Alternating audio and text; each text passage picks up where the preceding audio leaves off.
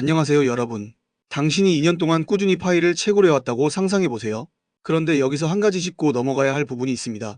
이 영상에서 언급하는 미성년자 가입자 수는 공식적인 데이터가 아닌 저의 추정치입니다. 하지만 중요한 것은 이러한 숫자와 관계없이 KYC 문제로 인해 당신의 모든 노력이 물거품이 될 수도 있다는 사실입니다.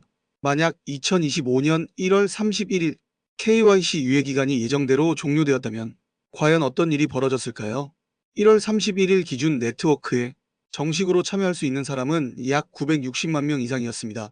공식적으로 KYC를 통과한 1,800만 명 중에서도 마이그레이션을 완료하지 못한 840만 명은 여전히 기다림의 늪에 갇혀 있었겠죠. 하지만 이 840만 명은 이미 KYC를 통과한 유저들이기 때문에 자산이 몰수되거나 사라지는 일은 없었을 것입니다. 그러나 문제는 그게 다가 아닙니다. 현재 파이 네트워크의 가입자는 6천만 명에 달하지만 이 중 약 2천만 명은 미성년자로 추정되어 KYC를 통과하지 못할 가능성이 높습니다. 즉 실질적인 KYC 대상자는 약 4천만 명이며 현재까지 1,800만 명이 완료되었습니다. 아직 2,200만 명이 추가로 KYC를 완료해야 네트워크가 안정적으로 운영될 수 있습니다. 한 유저를 예로 들어보죠. 그는 3년 동안 매일같이 파일을 채굴했습니다. 그러나 KYC 인증 절차에서 지연이 발생하면서 네트워크에서 소외되는 처지에 놓였습니다. 이처럼 수년간의 노력이 KYC 통과 여부에 따라 무의미해진다면 사용자들은 어떤 감정을 느끼게 될까요? 이들이 느꼈을 혼란과 불만을 상상해보세요. 수년 동안 파일을 채굴했지만 KYC를 통과하지 못해 네트워크에서 소외되는 상황이 벌어진다면 단순한 개인의 문제가 아니라 네트워크 전체의 신뢰도와 지속 가능성에도 영향을 미칠 수 있는 문제입니다. 여러분은 이 결정이 공정하다고 생각하시나요?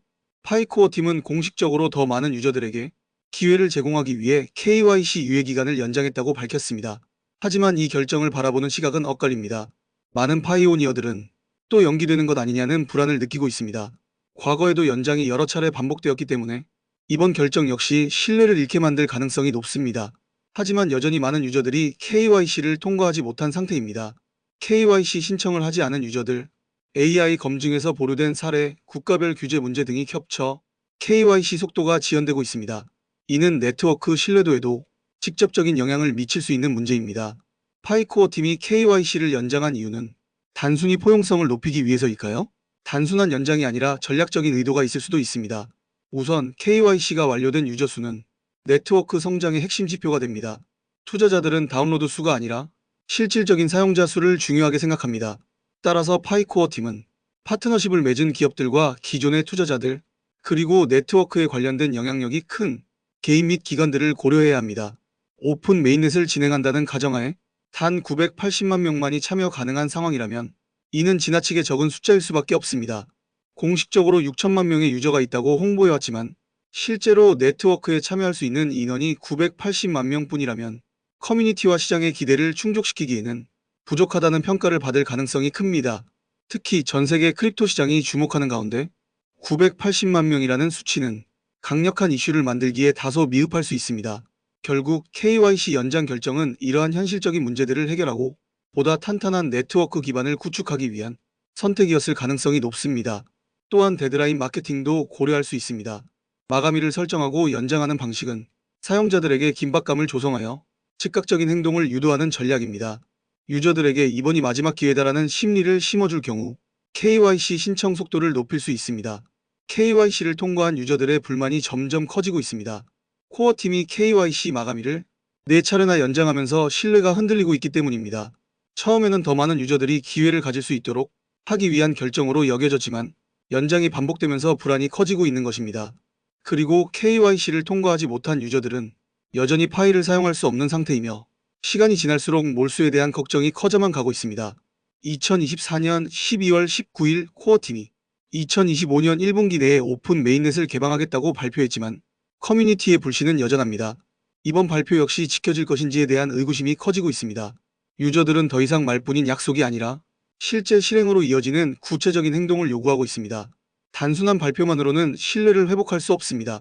만약 1분기 내에 오픈 메인넷이 또다시 연기된다면 이는 단순한 불만을 넘어 파이 네트워크 전체의 신뢰도에 심각한 타격을 줄 것입니다. KYC 연장을 경험한 유저들에게 이번 발표는 마지막 희망이 될 수도 있습니다. 하지만 만약 그 희망마저 무너진다면 그동안 파이 네트워크를 신뢰하며 기다려온 커뮤니티의 인내심도 한계에 다다를 수밖에 없습니다. 하지만 KYC 연장이 꼭 부정적인 결과만 초래하는 것은 아닙니다. 오히려 파이 네트워크가 더욱 성장할 수 있는 기회가 될 수도 있습니다. 현재 KYC에 참여해 통과할 수 있는 유저는 최대 4천만 명을 예상합니다. 이들이 모두 KYC를 완료한다면 네트워크의 신뢰와 안정성이 한층 더 강화될 것입니다. 또한 코어팀이 또 다른 노이즈 마케팅을 시도할 가능성도 있습니다. 과거 여러 차례 정책이 번복된 사례가 있는 만큼 몰수라고 발표한 정책이 바뀔 가능성도 배제할 수 없습니다. 만약 KYC 및 마이그레이션 절차가 또 한 번 조정되거나 연장된다면 코어팀은 오픈 메인넷을 선언하고 시장 거래소에서 파이의 가치를 입증함으로써 아직 KYC를 통과하지 못한 사용자들이 적극적으로 참여하도록 유도하는 전략을 구사할 수도 있습니다. 가장 중요한 것은 신뢰를 회복하는 것입니다. 파이 네트워크의 미래는 형평성과 신뢰에 달려 있으며 연장을 반복하는 방식이 계속된다면 커뮤니티의 신뢰를 잃게 될 것입니다. 그렇다면 해결책은 무엇일까요? 우선 KYC 검증 시스템을 개선해야 합니다. AI 검증의 정확도를 높이고 인감 검증자의 부담을 줄여 신속한 처리가 가능하도록 만들어야 합니다. 또한 KYC를 통과한 유저들이 빠르게 마이그레이션을 완료할 수 있도록 프로세스를 단순화할 필요가 있습니다. 마지막으로 가장 중요한 것은 로드맵을 투명하게 공개하는 것입니다. 코어팀이 2025년 1분기 내에 오픈 메인넷을 개방하겠다고 밝힌 만큼 이제는 더 이상 연장 없이 명확한 로드맵을 공개하고 이행하는 것이 중요합니다. 그래야만 커뮤니티의 신뢰를 유지할 수 있습니다. KYC 문제는 단순한 신원 인증 절차가 아닙니다. 이것은 파이 네트워크의 미래를 결정짓는 중요한 갈림길입니다. 신뢰를 회복하고 더 강한 네트워크를 구축할 것인가? 아니면 반복된 연장으로 인해 점점 신뢰를 잃어갈 것인가? 이것은 파이 네트워크의 신뢰도, 성장 가능성, 그리고 지속 가능성을 결정짓는 핵심 요소입니다. 이 문제가 해결되지 않는다면 커뮤니티의 신뢰를 잃고 프로젝트의 장기적인 성장이 위태로워질 가능성이 큽니다. 이제 여러분의 생각은 어떠신가요? KYC 연장 과연 올바른 선택일까요? 아니면 더 나은 해결책이 필요할까요? 이 영상이 유익하셨다면 구독과 좋아요, 알림 설정까지 부탁드리겠습니다. 다음에도 더 흥미진진한 주제로 돌아오겠습니다. 시청해주셔서 감사합니다.